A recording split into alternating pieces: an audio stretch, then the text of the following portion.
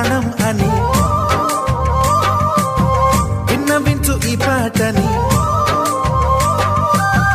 నువ్వు నా ప్రాణమని విన్నవించు ఈ పాటని.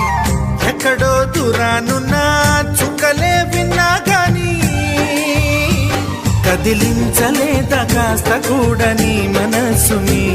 పరదాలు దాటి ఒక్కసారి పలకరించవేమి.